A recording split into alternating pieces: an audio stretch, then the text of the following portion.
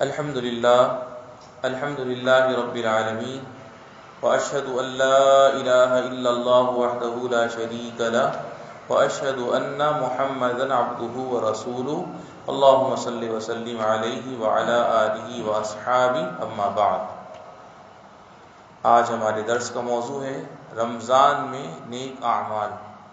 فضلاء کرام، اللہ عز و جل نے رمضان کو اپنے بندوں کے لیے مقابلے کی جگہ بنایا ہے، جس میں نیکی کرنے میں ایک دوسرے پر سبقت کرنے کی کوشش کریں۔ اسے ایسا میدان بنایا ہے جس میں زیادہ سے زیادہ بھلائی اور احسان کے کام کرنے میں ایک دوسرے سے آگے نکل جانے میں مقابلہ کریں۔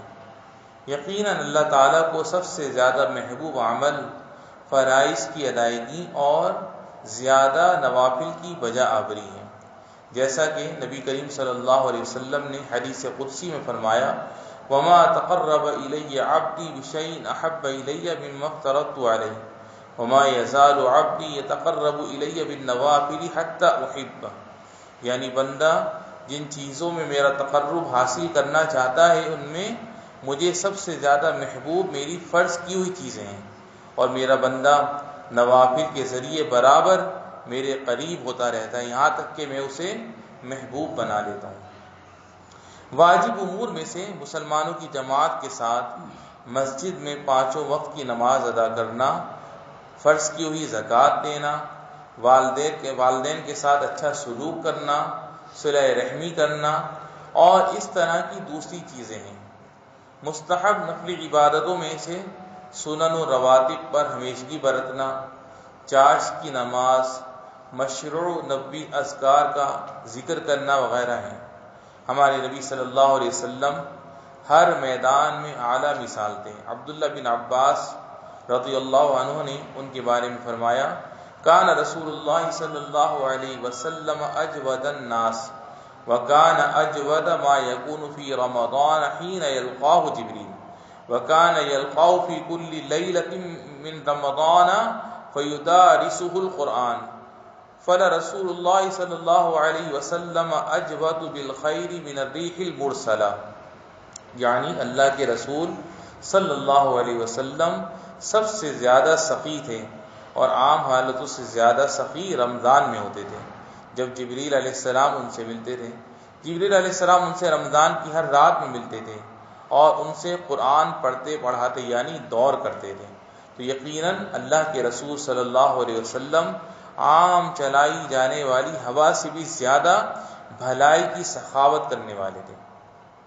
اس حدیث میں رمضان میں کچھ اعمال کے مستحب ہونے کی دلیل ہے، ان میں سے سخاوت، فیاضی اور تلاوت قرآن ہے۔ نبی کریم صلی اللہ علیہ وسلم نے جماعت کے ساتھ قیام اللیل کو رمضان میں مشروع قرار دیا ہے تاکہ لوگ قرآن سنیں۔ رمضان میں مستحب نیک اعمال میں سے مسکین کو کھانا کھلانا اور روزے داروں کو افطار کروانا بھی ہے۔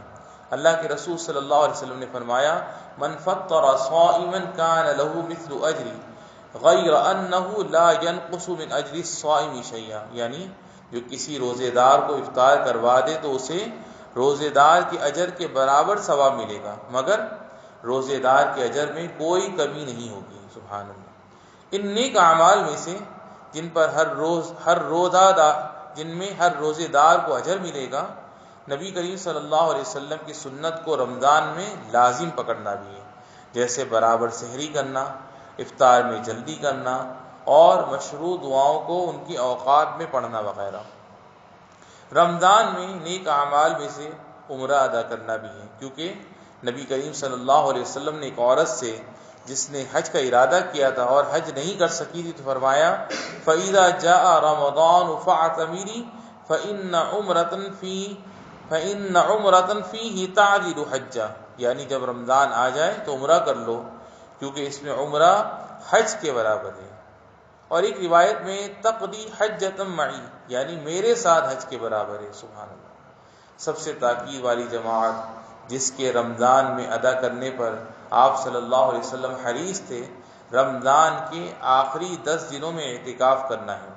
چنانچہ سیدہ عائشہ صدیقہ رضی اللہ تعالیٰ عنہ سے مروی ہے، ان النبی صلی اللہ علیہ وسلم کان یعتکف العشر الاواخر من رمضان حتی توفاہ اللہ، یعنی نبی کریم صلی اللہ علیہ وسلم رمضان کے آخری 10 دنوں میں اعتکاف کرتے تھے یہاں تک کہ اللہ نے ان کو وفات دی۔ انہی اعمال صالحہ میں سے روزے کی حالت میں دعا کرنا ہے، کیونکہ یہ قبولیت کے موقعوں میں سے نبی کریم صلی اللہ علیہ وسلم نے فرمایا ثلاث دعوات لا ترد، دعوت الوالد و دعوت الصائم و دعوت المسافر، یعنی 3 دعائیں ایسی ہیں جو رد نہیں کی جاتی، والد کی دعا، روزے دار کی دعا اور مسافر کی دعا۔ بھائیوں، مسلمانوں کے لیے مناسب ہے کہ زیادہ سے زیادہ نیک اعمال کرنے پر دھیان دیں، فرائض و مستحبات کے انجام دینے کو غنیمت سمجھیں، اور ان میں کسی طرح کی کوئی کوتاہی نہ کریں، خاص کر اس فضیلت والے مہینے میں، کیونکہ اس طرح کے فضیلت والے دنوں میں نیکیاں اور برائیاں بڑھ جاتی ہیں۔ یا اللہ ہمیں ہدایت، توفیق اور درستگی سے نواز دے، اور اپنی اطاعت، ذکر و شکر اور اچھی طرح عبادت کرنے پر ہماری مدد فرما۔ وآخر دعوانا الحمد للہ رب العالمین۔